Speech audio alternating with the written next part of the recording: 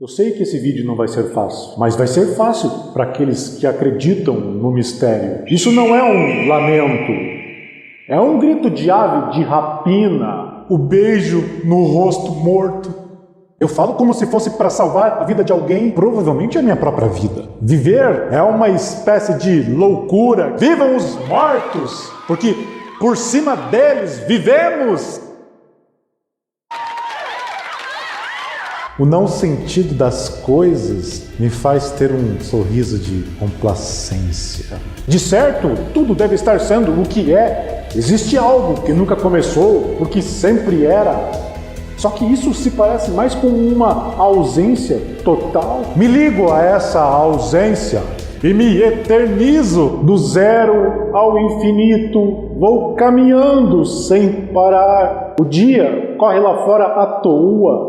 Nunca a vida foi tão atual como hoje. E por um triz já é futuro. A arte de desistir não é ensinada a ninguém. Serei capaz de desistir nobremente? Ou sou daqueles que ficam esperando que aconteça alguma coisa, como, digamos, o fim do mundo, ou seja lá o que for, como minha morte súbita, hipótese que tornaria supérflua a minha desistência. O mundo não está à tona. Está oculto em suas raízes submersas, em profundidades do mar. O mar é impossível de se acreditar. Só o imaginando é que se chega a ver sua realidade. Só como um sonho possível o mar existe. Falo como sem saber como e porquê. Vejo à volta raízes semoventes que não são plantadas. Nascem sozinhas, raízes retorcidas e contorcidas, expostas, imobilização da dor de terem crescido. Vou ao encontro de um mundo que está dentro de mim e não sei o que fazer com o meu espírito. Ele vagueia. Minha própria vida é um amontoado de fatos do que eu ia dizer. Cortei muito mais do que a metade, só deixei o que inspira para a vida. Estrela acesa ao entardecer. A inspiração é como um misterioso cheiro de âmbar. Tenho um pedacinho de âmbar aqui comigo. Cuidar para não morrer. E eu já estou no futuro. Esse meu futuro será para alguém o passado de um morto. A última palavra será a quarta dimensão. Comprimento, largura, profundidade e vagando no espaço-tempo. Eu atrás do pensamento. No escuro, mas tão legível e límpido. Gosto de astronomia, porque ela me leva a uma estrela de Deus. E o silêncio da lua muda, o choque de estrela, pelo enorme e descomunal, monstruoso telescópio me vês. Desculpa, mas não posso ficar sozinho, senão nasce uma estrela. Agora mesmo, há bilhões de anos-luz, nasceu uma estrela. Quero que no buraco negro da noite eu encontre estilhaços de milhares de cristais cantantes. É esta a noite escura que quero um dia encontrar dentro e fora de mim. Vivo em carne viva, em busca dela, pelo espaço, vou flutuando. É o seguinte, eu, de pé descalço na rua, faço sombra no chão. A minha sombra é o meu avesso do certo. É por coincidência que eu sou eu. Eu sou a única pessoa no mundo que veio a calhar em ser eu. Eu era um homem feliz, tão rico que nem precisava mais viver. Entre a palavra e o pensamento existe o meu ser. Todos nós estamos sob pena de morte. Enquanto eu falo, posso morrer. Um dia morrerei entre fatos diversos. Tenho que ter paciência para não me perder dentro de mim. Vivo me perdendo de vista. A vida, com letra maiúscula, nada pode me dar, porque vou confessar que também eu, assim como todo mundo, tenho vários caminhos, inclusive o fatal beco sem saída. Mas há uma sabedoria da natureza que me faz, depois de criado, me mover sem que eu saiba para que servem as pernas. Começa o dia. O dia é um britador de pedras de rua que ouço no meu quarto. Eu queria que no meu modo de fixar nada tivesse recortes e definições. Tudo plenamente absoluto se entremoveria como num modo circular. Estou a esculpindo nas pedras das encostas até formá-la em estátua. Aí sopro em suas narinas e ela se anima. De camada em camada subterrânea, chego ao primeiro homem criado, chego ao passado dos outros, me lembro desse infinito e impessoal passado, sem inteligência e orgânico. Eu não comecei comigo ao nascer, comecei quando dinossauros lentos tinham começado. Ou melhor, nada se começa. É isso, só quando o homem toma conhecimento através do seu rude olhar é que lhe parece um começo. Ao mesmo tempo, aparento contradição. Eu já comecei muitas vezes, agora mesmo estou começando, tenho que pedir perdão. A vida é um erro, só por isso tenho que pedir perdão. É a vida que me dá, em última análise, o respirar. E às vezes mal poder respirar, mas às vezes há também o profundo hausto de ar que até atinge o fino frio do espírito. A diferença entre mim e Ângela se pode sentir. Eu, enclausurado no meu pequeno mundo angustiante, sem saber como sair para respirar a beleza do que está fora de mim. Eu vivo por um fio, enquanto o futuro e o passado pesam toneladas em cima de mim. Ouço um barulho límpido de gotas de água caindo na água. Só que esse mínimo e delicado ruído é aumentado até além do som em enormes gotas. Eu nasci amalgamado com a solidão desse exato instante e que se prolonga tanto e tão funda que já não é a minha solidão, mas a solidão de Deus. Então alcancei, afinal, o momento em que nada existe. Vou me transformando em energia que vai se apagando. Vou me esvaindo, vivendo daquilo que vai sobrando de mim, mas tenho dentro a energia do atômico nuclear. O que é pensar essa escuridão silenciosa? Nós somos de oblíquo para não comprometer o que pressentimos de infinitamente outro. Nesta vida de que te falo, as coisas acontecem sempre indiretamente. Elas vêm de lado. Eu juraria que era do lado esquerdo. Eu me dou melhor com o meu lado esquerdo. Não sei o que dizer. Quando eu era uma pessoa, era mais compreendido por mim. Mas a palavra foi aos poucos me desmistificando. E estou mais em face de uma obscura realidade que eu quase pego na mão. E morrerei sem que a morte me simbolize. De noite, os mortos andam pelas alamedas do cemitério antigo e ninguém ouve. Me resumo numa respiração abafada. Penso muito baixo e lento.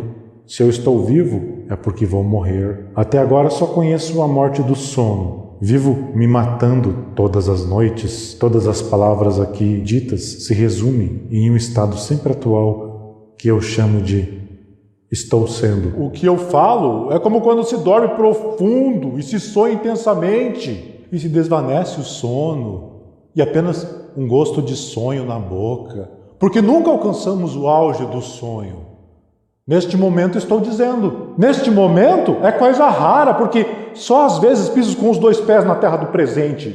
Em geral, um pé resvala para o passado e outro pé resvala para o futuro. Eu fico sem nada. Mas o mais engraçado é que nunca aprendi a viver. Mais que tudo, me busco no meu grande vazio. Minha receptividade se afina refletindo no meu espelho os matizes sutis das distinções entre as coisas da vida. Eu sou um resultado do verdadeiro milagre dos instintos. Dei ultimamente de suspirar de repente, suspiros profundos e prolongados. Não sei o que isso quer dizer. Eis um momento de extravagante beleza. Bebo a beleza líquida na concha das mãos e quase toda ela escorre assim, brilhante, por entre os meus dedos. Mas beleza é assim mesmo. Ela é um instante de segundo, rapidez de um clarão, depois logo se vai. Por isso, a beleza só dura um pouco mais quando é fotografada. Mas logo se tornam fotos antigas. Alguma coisa se quebrou em mim, me partindo em dois. No começo, as extremidades relacionadas com o corte me doeram tanto que fiquei pálido de dor e perplexidade. A princípio, eu não pude me associar a mim mesmo. Cadê eu? Me perguntava. E quem respondia era um estranho que me dizia frio e categoricamente: você é você mesmo. Eu dialogo comigo mesmo. Eu mesmo exponho e eu mesmo pergunto sobre o que foi exposto. E de agora em diante, eu quero mais do que entender. Eu quero super entender. Eu quero entender o próprio entendimento. Eu quero atingir o mais íntimo segredo daquilo que existe. Eu só vivo para o futuro. É como se eu não lesse os jornais de hoje, porque amanhã haverão notícias novas. Me pego vivendo ocupado em fazer o momento presente deslizar para o momento futuro. Cada dia no futuro do amanhã, cada momento do dia se futuriza para o momento seguinte. Em nuances, coexisto com o tempo. Meu corpo serve só para apanhar, bofetado em pleno rosto. Me refugio nas flores, nas palavras. Pobre consolação. Fui interrompido pelo silêncio da noite. Esse silêncio me deixa à espreita, mas à espreita de nada. O silêncio não é o vazio, mas a plenitude. Eu desmaio à toa. Na última vez, foi questão de segundo. Caio, felizmente, na cama, e eis o vazio. E logo depois eu dizia a mim mesmo, não foi nada, já passou. Acho que loucura é a perfeição. É como enxergar. Ver é a pura loucura do corpo. Bem que tento escrever o que acontece com Ângela. De nada adianta. Ângela é apenas um significado. Significado solto. As palavras que esqueci. A frivolidade se manifesta ao dar importância às espumas passageiras da vida. Um presente infinito que não se inclina sobre o passado, nem se projeta para o futuro. É assim que se vive tanto. Uma vida que não muda de assunto, não é interrompida por vida imaginária. Vida imaginária é viver do passado ou para o futuro. Estou sofrendo de felicidade por medo que essa felicidade não dure. Quero saber se uma pessoa pode determinar assim: hoje vai ser um dia importante na minha vida, e se concentrar tanto que o Sol saia de sua órbita e as galáxias rodopeiem lentas e mudas fora de seus eixos. O drama de Ângela é o drama de todos. Equilibrar-se no instável. Um tiro no meio da noite. Ouço de repente um tiro. Ou foi um pneu que estourou? Alguém morreu? Que mistério! Uma música de terror. Uma nota repetida, até quase a loucura. Me mantenho fora de ambientes intelectualizados que me confundiriam. Esqueci de dizer que ao saltar do táxi em plena Avenida Rio Branco, me chamavam aos berros. Tudo que era meu ali exposto no asfalto. É que minha bolsa, sem sangue, havia se aberto e se desventrado. Olhei e vi suas entranhas estribuchadas no chão, no meio da rua. E as pessoas me ajudavam no meio do trânsito a rapidamente recolher os meus segredos. Eu nem chego a me compreender. É fumaça nos olhos, é telefone ocupado, é unha quebrada no meio, é nariz entupido, risco de giz no quadro negro, é cisco no olho, é pontapé no traseiro, é pisada no calo do pé, é fruta de repente podre, é alfinete furado no dedo delicado, é injeção de novocaína, é cusparada no meu rosto. O silêncio perfeito de uma flor, macio, como quando se fecha a luz para dormir. Fiquei sozinho um domingo inteiro. Fiquei sentado no sofá com o pensamento livre. Pensei em uma coisa tão bonita que até nem compreendi e terminei esquecendo o que era. Eu sinto o que me será sempre inalcançável. Sei tudo o que sei sem propriamente saber. Perdi a palavra desse saber porque tentei dizê-la. Virei uma abstração de mim mesmo. Sou um símbolo de alguma coisa que existe mais do que eu. O difícil é ficar com a alma nua. Me entrego então a Deus. Preciso pegar a mim mesmo em flagrante, tirar o imóvel do retrato e ainda assim se olhar, pegar o vivo e retirar a matéria inerte e imóvel para ver se expõe a alma. A câmera fotográfica singularizou o instante e eis que automaticamente saí de mim para me captar tonto no meu enigma diante de mim, que é insólito e estarrecedor por ser extremamente verdadeiro, profundamente vida, nua, amalgamada na minha identidade. Eu falarei aqui em direção ao vento e sem responder nada, porque sou livre. Mas eu me aviso logo, sou incômodo. Sou incômodo para mim mesmo. Mas esse desconforto que é o primeiro passo para minha Para mim o quê? Verdade? Eu lá tenho verdade? Quero esquecer que esqueci. O principal a que eu quero chegar é me surpreender a mim mesmo com o que eu escrevo, ser tomado de assalto, estremecer diante do que nunca foi dito por mim, voar baixo para não esquecer o chão. Cada palavra solta é um pensamento grudado a ela. Falar vem como apenas um leve contato do que estou vivendo em mim mesmo. As frases quase não têm interferência de tempo, podiam acontecer tanto no século passado como no século futuro. Tudo se passa num sonho acordado. A translúcida madrugada, com o pipilar de centenas de passarinhos, ainda conserva algo do pesadelo da noite escura. Para viver, tenho que constantemente me interpretar, e cada vez que sonho, me aproxima da chave do segredo. Mas por ser sonho, nada se realiza. Eu escrevo por intermédio de palavras que ocultam outras palavras. As verdadeiras é que as verdadeiras não podem ser denominadas. Mesmo que eu não saiba quais são as verdadeiras palavras, eu estou sempre aludindo a elas. Ocasionalmente, eu mesmo que estou falando nesse vídeo. Essa necessidade de fluir. Jamais parar de fluir.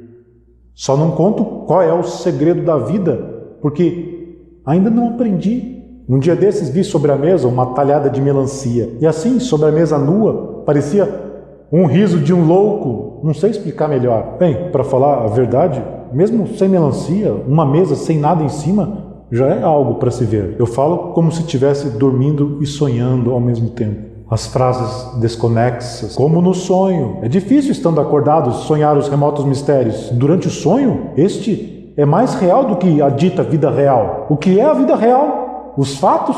A vida real só é atingida pelo que há de sonho na vida real. Ou talvez eu esteja querendo entrar nos mais remotos mistérios enquanto durmo. A vida real é um sonho, só que de olhos abertos, que vê tudo distorcido. A vida real entra em nós em câmera lenta. Inclusive, o raciocínio mais rigoroso é sonho. A consciência só me serve para eu saber que tenho consciência de mim. Nem a loucura é livre. O que sonho de noite e que me esqueço na manhã seguinte, esse desconforto íntimo de quem esqueceu parte de sua vida. É a morte que me escapa. Às vezes eu não durmo a noite inteira com a esperança de sonhar desperto e estar consciente dos mistérios e funduras do sonho. E realmente, mesmo sem dormir, por cansaço, começo a sonhar acordado. Eu sou um abismo de mim mesmo, mas sempre serei enviesado. Cuidado com o céu alto, ele pode baixar e me envolver em névoas. O azul fica atrás do sol, e o sol e a lua sobrenadam no ar sem cor. O que me separa do azul, do céu alto, são os absolutos quilômetros de ar sem cor. E o ar sem cor é redondo, e é o que eu respiro. Não respiro o céu azul. Eu não queria que nada se perdesse quando houver a passagem do eu para o eu mundo. Eu minto tanto que escrevo. Eu minto tanto que vivo. Eu minto tanto que ando à procura da verdade de mim. Eu minto tanto que busco a verdade. A mesma brisa leve no meu rosto é a que faz, quando louco, o vento, a ventania bater depressa as portas e as janelas. Brotar-se em pensamento é muito excitante. Eu agora sei pensar em nada. Foi uma conquista. E é um não ter nada sobre eu que vai se acumulando. Vou abrindo caminho por mim mesmo. Eu caio uma gota de ouro. A realidade é mais inatingível que Deus, porque não se pode rezar para a realidade. Não existe realidade em si mesma. O que há é ver a verdade através do sonho. A vida real é apenas simbólica. Ela se refere a alguma outra coisa. Ângela parte da linguagem à existência, e eu da existência à linguagem. Eu não existiria se não houvessem palavras. É o silêncio que invade todos os interstícios de minha escuridão plena, de todas as minhas partes microscópicas. Estou livre de mim, terrivelmente desocupado porque não preciso de mais nada. Nem do dia seguinte eu preciso. Eu uso o sistema bancário e não o entendo. Uso o telefone e não compreendo o seu mecanismo. Ligo o botão da televisão e tudo o que sei da televisão é o seu botão. Eu uso a humanidade e não a conheço. Eu me uso e adivinha? Eu vejo tudo em novas perspectivas. A mesa onde escrevo se alonga além do comprimento de uma mesa. Minha caneta é enorme, de longa e preciso para escrever, me manter muito longe da mesa para que a ponta da caneta atinja o papel. Do abajur jorra um grande triângulo de luz sobre o papel e minha sombra descomunal na parede, tudo se alargou. Eu, o papel, a luz, a caneta estão soltos, num espaço solto, num campo ilimitado. Nunca chego ao fim de cada um dos modos de existir. Vivo de esboços não acabados e vacilantes. Vivo em escuridão de alma e o coração pulsando, sôfrego. Mas uma ou outra frase se salva das trevas e sobe leve e volátil a minha superfície. Então, registro aqui em palavras. Qual é a realidade do mundo? Por que eu a desconheço? Por que o mundo tem uma realidade? Para começo de conversa, afianço que só se vive vida mesmo quando se aprende que até a mentira é verdade. Se alguém insistir muito em porquês, digo, a mentira nasce em quem a cria. Preciso ser um pouco imparcial. Senão sucumbo e me enredo na minha forma patética de viver. Aliás, fisicamente tenho algo patético. Eu sou, sem ter consciência disso, uma armadilha. Os acontecimentos vêm a mim como algo sempre descontínuo. Obcecado pelo desejo de ser feliz, perdi minha vida. Meu segredo é a vida. Eu não conto a ninguém que estou vivo. Vivemos em decadência. Ou estamos na idade do ouro? Estamos à beira de uma eclosão? À beira de conhecer a nós mesmos? A história impiedosa e trágica do mundo é o meu passado. Dormir, entrar na cama cheia de travesseiros e escolher a melhor posição. Mas não consigo nunca captar o instante zero em que adormeço e, dormente, morro. É de noite. Andei descalço na areia da praia. Me dispo no mar. Mas o mar era o escuro do céu vazando da noite. E eu me assustei. O preto mar me chamava. Depois de uma noite mal dormida, estou em estado de vigilância. E o que teriam sido os sonhos se eu tivesse dormido de noite passou a acontecer de dia. De qualquer modo, esses sonhos viriam a aparecer.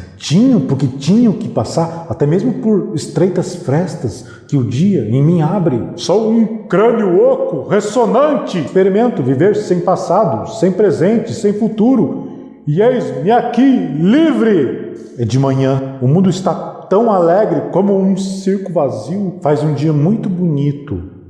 Chove uma chuva muito fina. O céu está escuro e o mar revolto.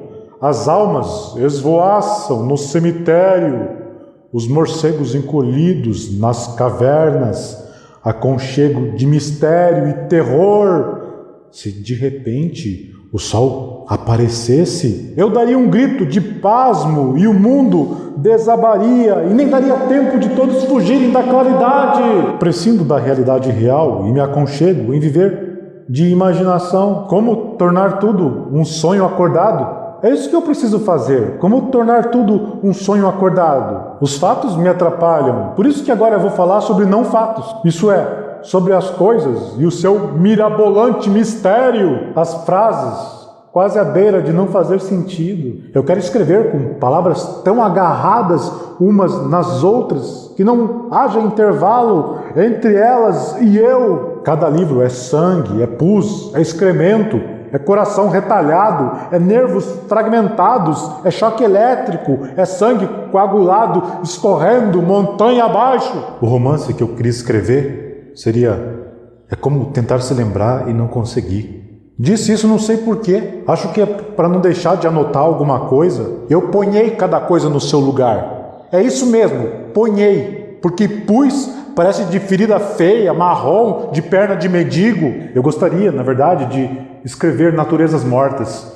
Por exemplo, as 3 garrafas altas na mesa de mármore, destacadas, como se elas estivessem sozinhas em casa. Nada do que vejo me pertence em sua essência, e o único uso que faço delas é olhar. Sinto, quando termino um livro, a pobreza de alma. O que é natureza, senão o mistério que tudo engloba? No topo da pirâmide, quantos séculos eu te contemplo, ignorância? Eu sei qual é o segredo da esfinge. Ela não me devorou porque respondi certo à sua pergunta. Mas eu sou um enigma para a esfinge e, no entanto, não a devorei. Decifra-me, disse eu à esfinge, e esta ficou muda. As pirâmides são eternas, vão ser sempre restauradas. Mais misteriosa que a alma é a matéria. Mais enigmática que o pensamento é a coisa que está nas mãos, milagrosamente concreta. Inclusive, a coisa é uma grande prova do espírito.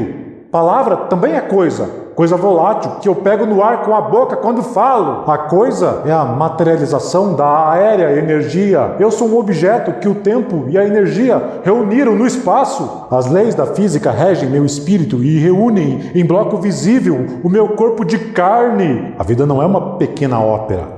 É uma trágica ópera em que, num balé no gelo, se cruzam ovos, relógios, telefones, patinadores do gelo e um retrato de um desconhecido morto no ano de 1920. De nervoso, quebrei um copo e o mundo estourou e quebrei espelho, mas não me vi nele. Vou fazer uma devassa das coisas. Quando eu vejo, a coisa passa a existir. Eu vejo a coisa na coisa. Estou esculpindo com os olhos o que vejo. A coisa, propriamente dita, é imaterial. O que se chama de coisa é a condensação sólida e visível de uma parte de sua aura. A aura da coisa é diferente da aura da pessoa. A aura da pessoa flui, reflui, se omite, se apresenta, enquanto a aura da coisa é igual a si mesmo o tempo todo. Olhar a coisa na coisa, o seu significado íntimo, como forma, sombra, aura, função. De agora em diante, estudarei a profunda natureza morta dos objetos vistos de propósito, com delicada superficialidade, porque se não fosse superficial, se afundaria em passado e futuro da coisa. Quando eu olho, eu esqueço que eu sou eu, esqueço que tenho um rosto que vibra e transforma-me todo num só forte olhar. Como será a primeira primavera depois da minha morte? A coisa é exata, não há nada mais só do que uma coisa. Em primeiro lugar, existe a unidade dos seres, pela qual cada coisa é consigo mesma, consiste em si, adere a si. O meu eco repetido até morrer. Eu só me ouço no eco repetido porque minha voz inicialmente se confunde comigo. A aura da coisa vem do avesso da coisa. Vejo a luminosidade sem tema, sem história, sem fatos. Faço grande esforço para não ter o pior dos sentimentos, o de que nada vale nada. Eu tenho um problema. É o seguinte: quanto tempo duram as coisas? Se eu deixar uma folha de papel num quarto fechado, ela atinge a eternidade? Tem uma hora em que as coisas não acabam nunca mais. Depois de transformada, alguma coisa da matéria não acaba nunca mais. Sua aura é petrílica. Se bem, cuidado, um pedaço de papel não acaba nunca. Respirei a magna solidão do escuro e me debrucei à beira da lua. Noite alta fazia tal silêncio, igual ao silêncio de um objeto pousado em cima de uma mesa. Respirei a magna solidão do escuro e me debrucei à beira da lua. Noite alta fazia tal silêncio. Silêncio asséptico de coisa. Também existe grande silêncio no som de uma flauta. Essa desenrola lonjuras de espaços ocos, de negro silêncio até o fim dos tempos. Uma das provas de que eu uso indevidamente a vida é: eu sou um objeto que vê outros objetos. Um objeto pensa em outro objeto e nossas auras se confundem. E tenho, vos asseguro, tudo o mais que faz de mim um homem, às vezes vivo, às vezes a coisa pendurada na parede, oásis no deserto. Não passava de uma criação do sol na cabeça descoberta. O corpo tem pena do corpo. Eu sou uma miragem. De tanto querer me ver, eu me vejo. Ah, as areias do deserto do Saara me parecem longamente adormecidas. Se suas areias fossem brancas ou coloridas, elas teriam fatos e acontecimento, o que encurtaria o tempo. mas na cor que são, nada acontece. E quando acontece, acontece um rígido cacto móvel, grosso, entumecido, espinhento, iriçado, intratável. O cacto é cheio de raiva, com os dedos todos retorcidos, e é impossível acariciá-lo. Ele te odeia em cada espinho espetado, porque o espinho dói nele mesmo. A primeira espetada foi na sua própria carne grossa. Eu queria dizer frases que me extradizessem, frases soltas.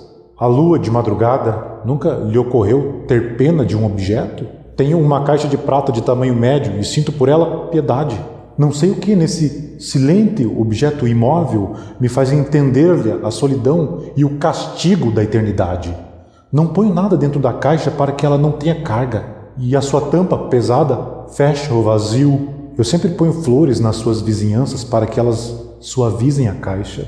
Um dos modos de viver mais é usar os sentidos num campo que não é propriamente o deles. Por exemplo, o bule de chá tão esguio, elegante e cheio de graça. Sim, mas tudo isso num instante passa. O que fica é um bule velho, lascado, objeto ordinário. Se sente no relógio o tempo vibrando. Enquanto isso, isto é, enquanto eu olho as horas no relógio, a vida vai se esvaindo e meu coração passa a ser um objeto que tremeluz, grade de ferro, interpéries. Eu, deteriorado. No fundo do pátio vi uma grade de ferro que não servia para mais nada, toda corroída de ferrugem e descartável. Sem me aproximar mais, fiquei olhando. Não sabia por que olhava com tanta concentração. E de repente, me pareceu que a grade me olhava. Ela era alta e se erguia com uma intensidade de coisa. Eu me senti consagrado. Depois dei um profundo suspiro com os olhos fechados e, enfim, acordasse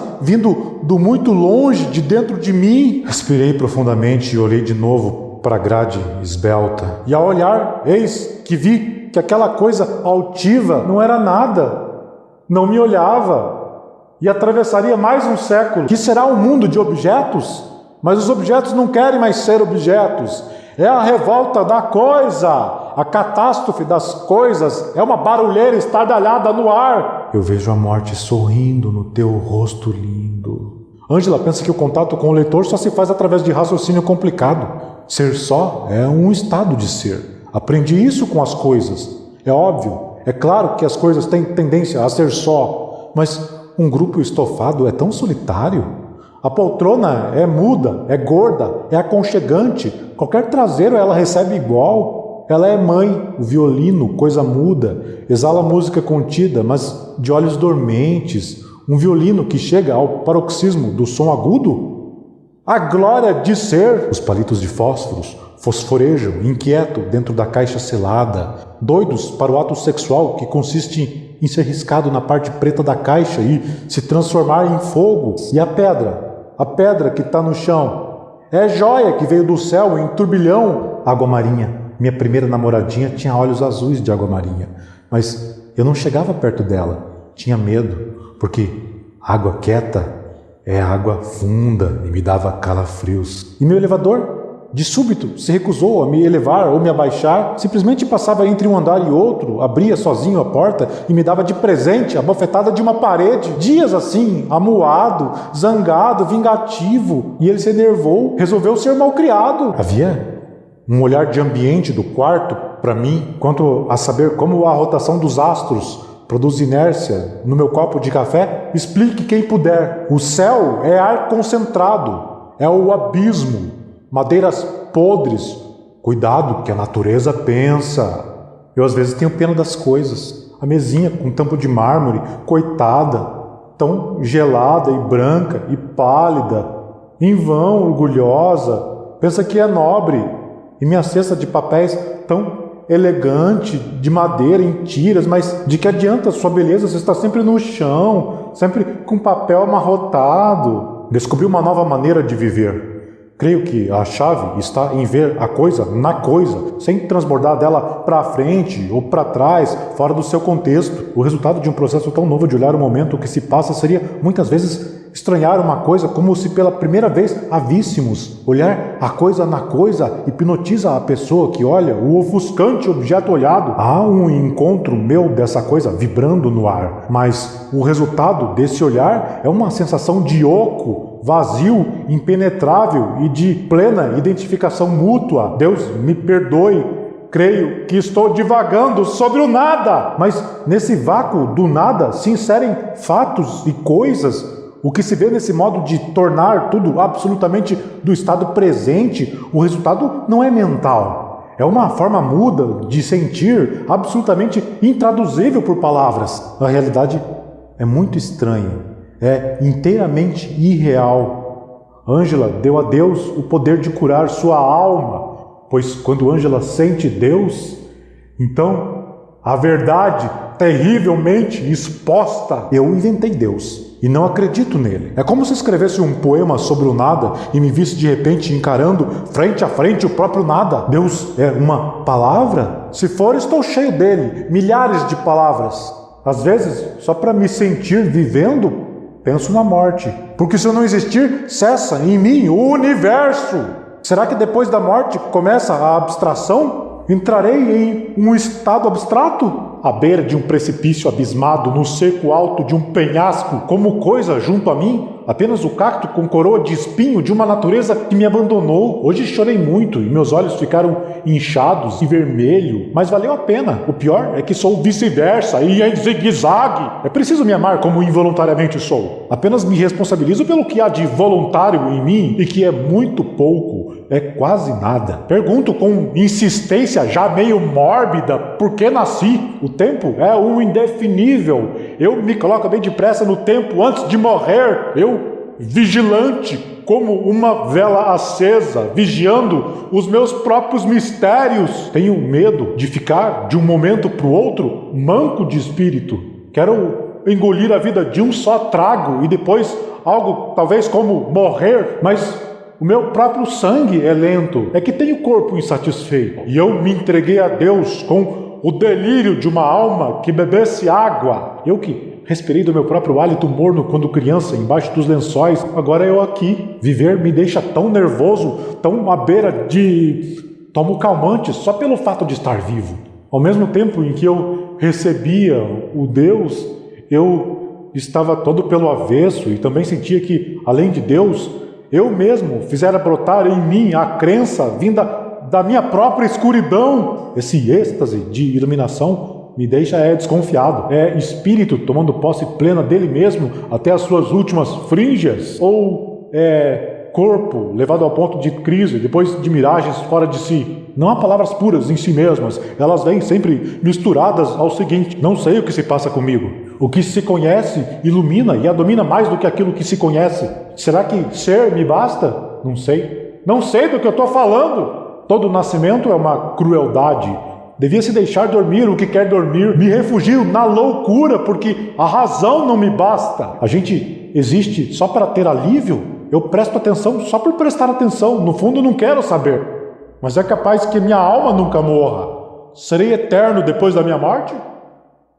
Ou sou apenas instantâneo? Eu sou essencialmente uma contradição. Eu me recuso a me matar. Quero viver até me tornar um velho meditativo comatoso, de lucidez mais profunda, até indizível e inalcançável, do semicoma senil. Esqueço muito por necessidade. Inclusive, estou tentando e conseguindo me esquecer de mim mesmo, de mim minutos antes. Eu atravesso espaços incomensuráveis para atingir a época em que vivo. Eu que vim de longe. Os meus pais são ancestrais. A minha pergunta é do tamanho do universo. E a única resposta possível é o próprio universo. Não é contraditório se contradizer e se abstrair.